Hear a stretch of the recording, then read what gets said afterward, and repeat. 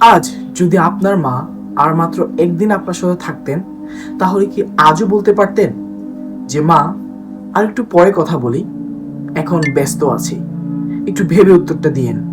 এটি সারা বিশ্বের হাজারো পরিবারের গল্প।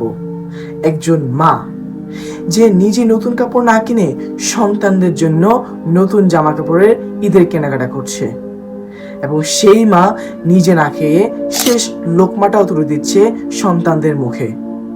পরীক্ষার দিন ভোরে উঠে নাস্তা বানাচ্ছে এবং জ্বরের সময় রাত জেগে জেগে মাথায় পায়ে দিচ্ছে।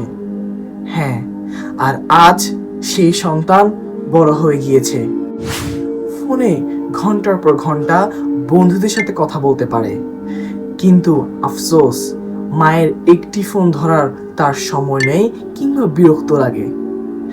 সেই মা অধীর আগ্রহে দরজার দিকে তাকিয়ে থাকেন, হয়তোবা শুধুমাত্র একটি কথা শোনার জন্য, মা তুমি কেমন আছো? আল কুরআনের মধ্যে মহান রব্বুল আলামিন সূরা আল আনকাবুতের ৮ নম্বর আয়াতের মধ্যে বলেছেন, তোমরা পিতামাতার সাথে সদ্য ব্যবহার করো। ঠিক একইভাবে সূরা আল ইসরার ২৩ নম্বর আয়াতের মধ্যে বলা হয়েছে, তাদের প্রতি অর্থাৎ মা বাবার প্রতি উফ পর্যন্ত বলো না। এক ব্যক্তি রাসূলুল্লাহ সাল্লাল্লাহু আলাইহি ওয়াসাল্লামকে জিজ্ঞাসা করলেন, আমার উত্তম ব্যবহারের সবচেয়ে বেশি হকদার কে? এটি সহিহ বুখারী ও সহিহ মুসলিমের একটি হাদিস। রাসূলুল্লাহ সাল্লাল্লাহু আলাইহি ওয়াসাল্লাম তখন তাকে উত্তর দিলেন, তোমার মা। ব্যক্তিটি আবার জিজ্ঞাসা করলেন, তিনি আবারও বললেন, তোমার মা।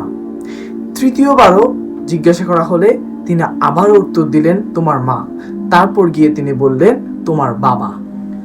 আমরা ভবিষ্যতের জন্য বহু ধরনের নানান বড় বড় স্বপ্ন দেখি, বড় চাকরি, বড় গাড়ি, বড় বাড়ি, এছাড়া আরো অনেক কিছু।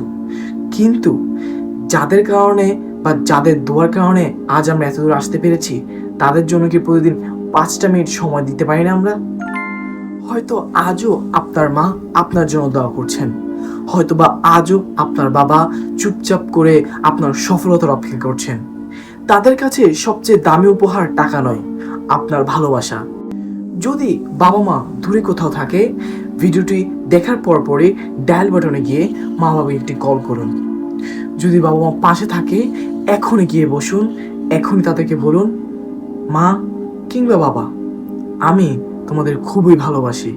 কারণ একদিন এমনও সময় আসতে পারে যেদিন আপনি অনেক কিছুই বলার চেষ্টা করবেন, হয়তোবা তারা আর এই পৃথিবীতে থাকবেন না। তাই আজই কথা বলে ফেলুন মা বাবার সাথে।